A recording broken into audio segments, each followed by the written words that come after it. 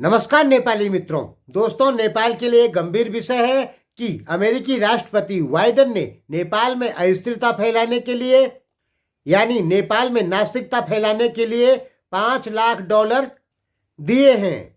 और ये इल्जाम अमेरिका के फ्लोरिडा में रिपब्लिक पार्टी के ब्रायन मास्ट जो है मेंबर ऑफ पार्लियामेंट, उन्होंने ही लगाया बाइडेन के ऊपर। तो जानते हैं इसके बारे में है। यानी हिंदू लोग जो है वो अपने भगवान को ना माने। यानी ये एक गंभीर विषय है कि अमेरिका जैसे देश का राष्ट्रपति भी फंडिंग कर सकता है।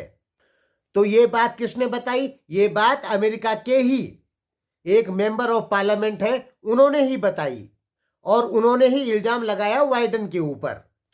और उन्होंने ये भी कहा कि जो ये पैसा दिया गया है, ये बाकायदा इसमें टैक्स कटा है और तब पैसा दिया गया। अगर दोस्तों ऐसा है तो इसका मतलब अमेरिका की गवर्नमेंट इन्वॉल्व है नेपाल में नास्तिकता फैलाने के लिए, अगर टैक्स कटा है तो। क्योंकि दोस्तों ध्यान में रखिए, भारत और अमेरिका या नेपाल ये सब लोकतांत्रिक देश है। यहां पर इन देशों की कोई भी सरकार किसी दूसरे देश में धर्म के मामले में इंटरफियर नहीं करती। ना अमेरिका कर सकता है, न यूरोपीय देश कर सकते हैं, न भारत कर सकता है और न नेपाल कर सकता है, क्योंकि ये लोकतांत्रिक देश है, सभी धर्मों को बराबर आजादी है। अगर ये अमेरिकी राष्ट्रपति ने किया है और इसका टैक्स कटा है तो ये गंभीर विषय है। इसका मतलब अब अमेरिकी सरकार नेपाल में डायरेक्ट उतर गई है कि लोग नास्तिक बने। और नास्तिक बनने के बाद क्या होगा? जब वो हिंदू धर्म पे विश्वास करना छोड़ेंगे तो वो ईसाई धर्म लेंगे। देखिए, यूरोपीय देशों की कोई भी सरकार या अमेरिका जो सरकारें हैं, ये किसी भी देश में धर्म चेंज का काम नहीं करवाती। धर्म चेंज कौन करवाता है? वेटिकन सिटी, पोप, ये करवाते हैं धर्म चेंज, जिनका की सरकार से कोई लेना देना नहीं होता है। इनके पास फंडिंग कहां से आती है? बड़े बड़े जो यूरोपीय लोग हैं, सेठ लोग हैं, वो इनको पैसा देते हैं। जैसे हिंदू लोग मंदिरों में दान देते हैं, मुस्लिम लोग मस्जिदों में देते हैं, वैसे ही बड़े बड़े अरबपति जो लोग हैं, करोड़पति जो लोग हैं यूरोपीय देशों में, वो चर्च को दान करते हैं और उस पैसे का इस्तेमाल भारत या नेपाल जैसे देशों में धर्म चेंज के लिए करवाया जाता है। बाकी अमेरिकी सरकार, यूरोपीय सरकार से इसका कोई लेना देना नहीं है। ये व्यक्तिगत संस्थाएं, एनजीओ बने हुए, उनका काम है, जिनमें जनता की फंडिंग के पैसे से वो चलते हैं। उनका काम है धर्म चेंज करवाना। सरकार का इससे कोई लेना देना नहीं। अगर सरकार का इससे लेना देना होता तो इस समय ब्रिटेन के प्रधानमंत्री ऋषि सुनक नहीं होते, जो कि एक कट्टर हिंदू हैं। देखिए, मास्ट ने जो इल्जाम लगाया बाइडेन के ऊपर, उसके कोई एविडेंस मौजूद नहीं है कि उस पैसे का टैक्स कटा है। टैक्स कटने की बात मैं इसलिए कह रहा हूं, यदि टैक्स कटता है उस पैसे का तो मतलब अमेरिकी सरकार इन्वॉल्व है नेपाल में नास्तिकता फैलाने के लिए, लेकिन उसके एविडेंस नहीं है।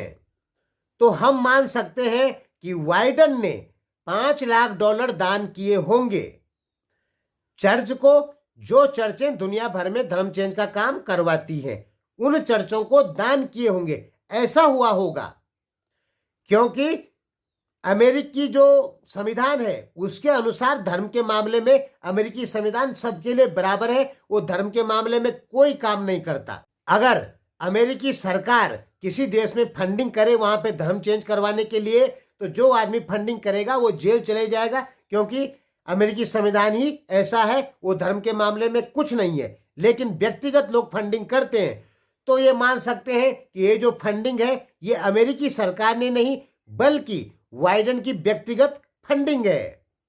बिल्कुल वैसे ही जैसे हम लोग मंदिरों को दान देते हैं, मुस्लिम लोग मस्जिदों को दान देते हैं, वैसे ही बाइडेन ने $5 लाख चर्च को दान दिया होगा, जिस पैसे का इस्तेमाल नेपाल में हुआ है।